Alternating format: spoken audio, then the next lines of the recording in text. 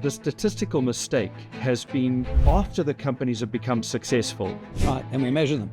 We go and ask them, now, what did you do? It would equate to going and asking someone who's won the lottery, not how did you choose your lottery numbers, but what school did you go to? What did you study? I'm Adrian Saville, Professor in Economics, Finance and Strategy at GIBS. Welcome to our podcast, Fate, Luck and Choice. I'm with Nick Binedell. Hi, guys, and good to be with you, Adrian. I'm Nick Binedell, also at GIBS, teaching in strategic leadership, strategy, and geopolitics. So, Nick, in talking about business performance, very often executives will go to the font of wisdom and gather up some of the big books on competitive strategy with suggestions about learnings from fantastic companies. These are the things that you should do. And without singling out any particular book, there's a great mistake that has been made in the research on company performance where they have confused luck and skill. And so if you've picked up one of these books, this might be an example of bad luck, because instead of studying a robust, rigorous piece of research that identifies companies that are truly skilled, you're instead studying companies that have been lucky. And that's a bit like asking a person, how did you choose your lottery ticket numbers? Lovely. So I remember the beginning of some of this process where business strategy and management became hugely available to the public. Two guys called Peters and Waterman, In Search of Excellence, wrote a book called In Search of Excellence. They were McKinsey consultants. And this book was so popular, you could buy it in the supermarket, not in the bookstore. They sold millions and millions of copies. And I'm sure it's part of what we're going to talk about, is that years later, the companies they chose of excellence had messed up. Yeah. And it's very hard to choose winners. But I'm really keen to hear what you have to say about luck and skill. So let's first just do a thought experiment on perhaps the mistakes that have been made in these. I mean, these books are fantastic reads. They're wonderful. Because they're stories. inspiring and stimulating. Yeah, they're wonderful stories about companies. So let's not take away any of that. But the statistical mistake has been after the companies have become successful. Right, and we measure them. We go and ask them, now, what did you do? So let's say with my lottery ticket, this is about, it would equate to going and asking someone who's won the lottery, not how did you choose your lottery numbers, but what school did you go to? What did you study? What do you have for breakfast? What did you have for breakfast? Who's your network? And then they name those things. And now you take that on as, well, if I'm going to be lucky, if I'm going to be successful, these are the things that I need to do. So what you're saying has an implicit assumption, which is the past is not a great guide to the present or the future. Well, let's go to the thought experiment. So imagine you've got a coin, old-fashioned thing that you can flip, and it lands heads or tails. We remember them. We remember them. We've used it.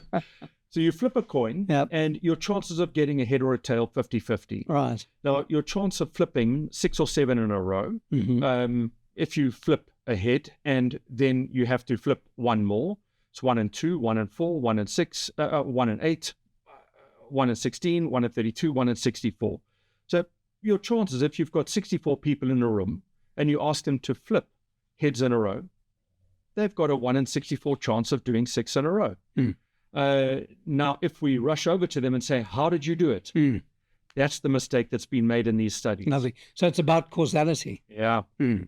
And Nassim Taleb talks about being fooled by randomness.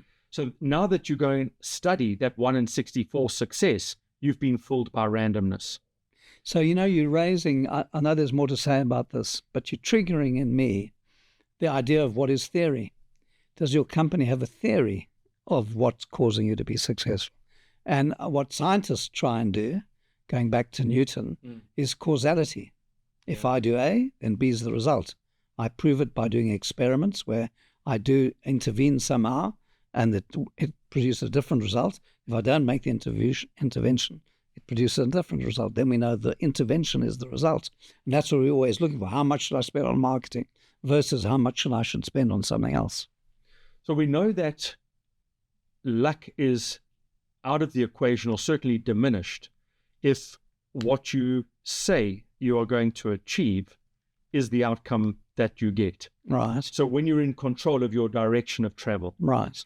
Let's using a sporting example. If you and I get down on the start mark for a 100-meter race against Usain Bolt, not so good. Yeah, we will lose a million times out of a million. And you'll come second, I'm sure of that. So we know that, he is unquestionably skilled, as one of the fastest people on the planet.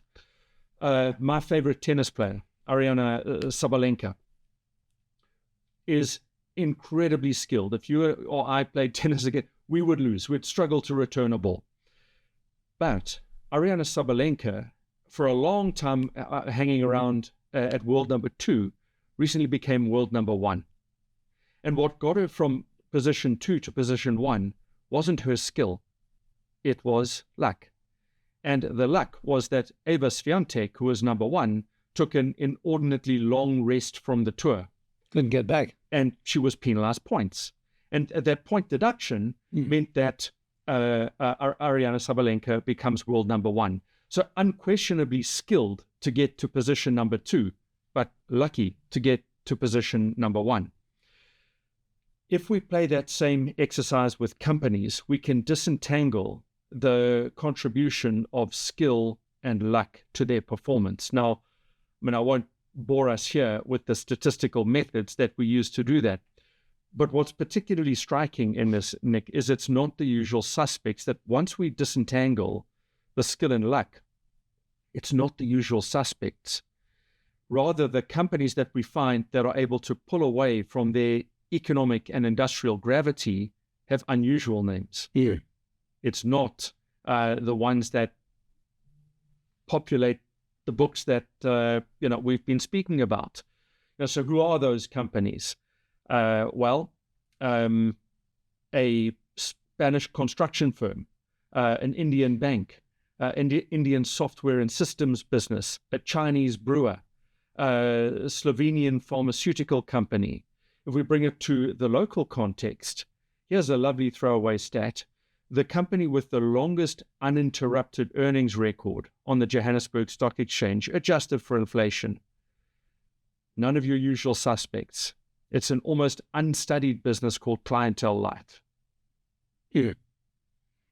And? So that then forces us back to the drawing board. Now, if it's not the usual suspects, and we can make a much stronger argument,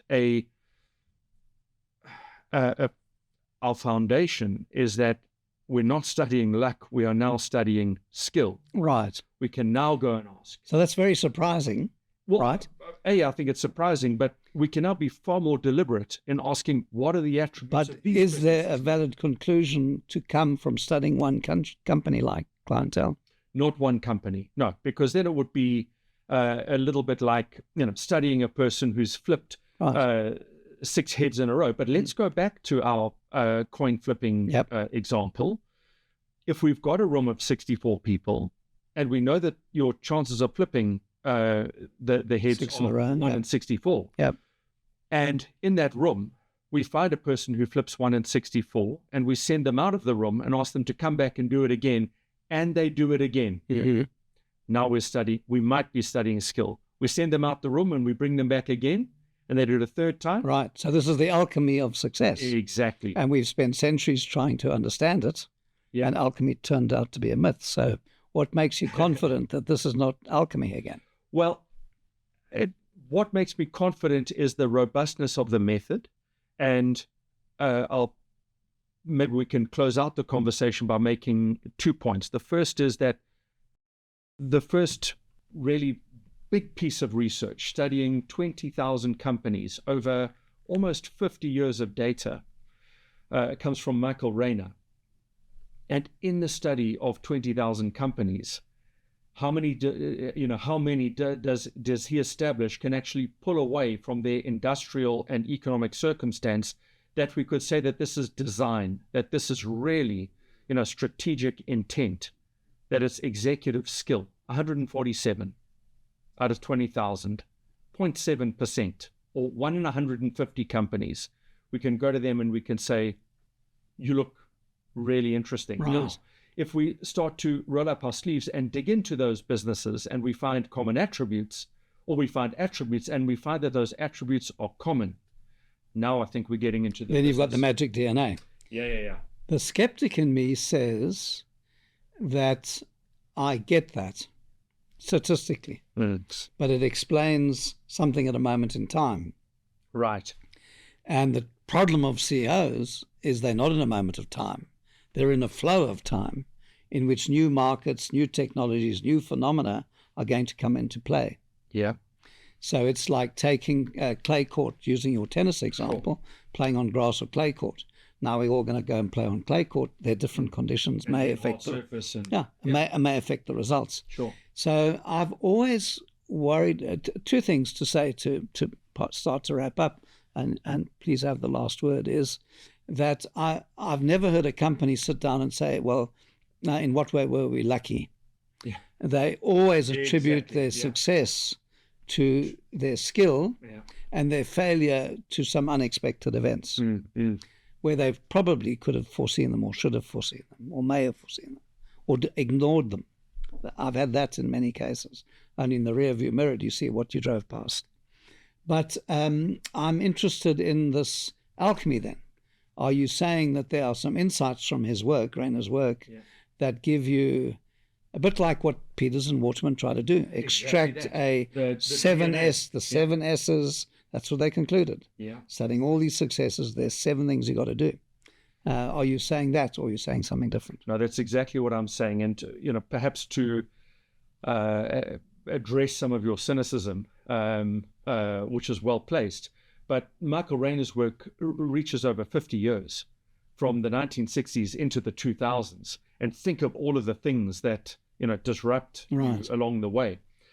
Recently, with Benjamin Gurr, we expanded on Michael Rainer's work, not only bringing it to more recent, to the early 2020s, but we also moved it into a far wider geographic representation.